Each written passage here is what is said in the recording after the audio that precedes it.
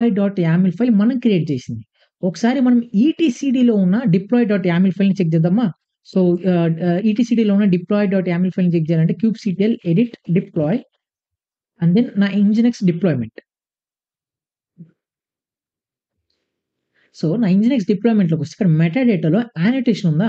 యానోటేషన్‌లో చూడండి deploy.kubernetes.io/revision. Okay. దాని తర్వాత ఏముంది ఇక్కడ 1 అని ఉంది. ఓకేనా? ఇది బై డిఫాల్ట్‌గా నాకు ఈ రివిజన్ నంబర్‌ని ప్రొవైడ్ చేస్తుంది బై డిఫాల్ట్‌గా. సో, ఒకవేళ నేను 2 ఇప్పుడు ఫర్ ఎగ్జాంపుల్ నేను అప్‌డేట్ చేశాననుకుందాం. సో, kubectl ఎడిట్‌లోకి వెళ్లి ఇక్కడ ఇంజినెక్స్ 1 అని తీసుకుంటాను. ఇక్కడ వెర్షన్‌లో ఇంజినెక్స్ 1 అని తీసుకుంటాను. చెక్ చేద్దాం ఒకసారి ఏం జరుగుతుందో. సేవ్ kubectl గెట్ పాడ్. సో, క్రియేట్ అవుతున్నాయి. అలానే ఇక్కడ నేను నా రోల్అవుట్ హిస్టరీ చెక్ చేస్తే నాకు వెర్షన్ 2 అయితే వచ్చింది. ఇప్పుడు నేను kubectl ఎడిట్ డిప్లాయ్ నా ఈటీసీడీలోనే డిప్లాయ్ ఒక కాన్ఫిగరేషన్‌లోకి ఎంటర్ అవుతున్నాను. ఎంటర్ అయితే ఇక్కడ చూడండి. సో, ఇక్కడ ఈ డిప్లాయ్‌మెంట్ ఆటోమేటిక్‌గా నాకు రివిజన్ అనేది 2 అని చూపిస్తుంది.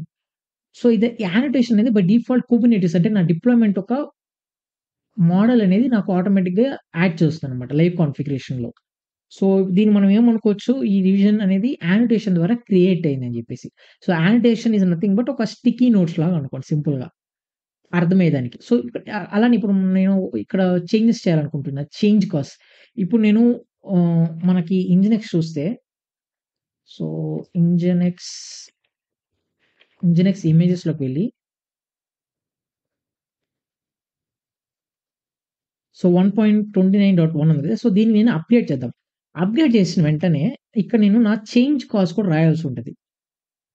అప్‌డేట్ చేసిన వెంటనే నా చేంజ్ కాస్ట్ కూడా రాయాల్సుంటది. సో, దాన్ని నేను ఎలా రాస్తాను? kubectl ఎడిట్ డిప్లాయ్ అలానే ఇక్కడ యానోటేషన్‌లోకి వెళ్లి ఇక్కడ మీరేం చేయాలో తెలుసా? జస్ట్ ఆహ్, ఓ ఇవ్వండి. ఓ ఇస్తే మీరు కొత్త లైన్‌లోకి ఎంటర్ అవుతారు. ఇక్కడ మీరు జస్ట్ kubernetes .io దాని తర్వాత స్లాష్ ఇక్కడ మీకు రివిజన్ ఉంది. సో, రివిజన్‌తో పాటు నాకిక్కడ ఏముంది ఇంకొక టెర్మినల్ ఓపెన్ చేస్తాను ఇక్కడ. sudo -i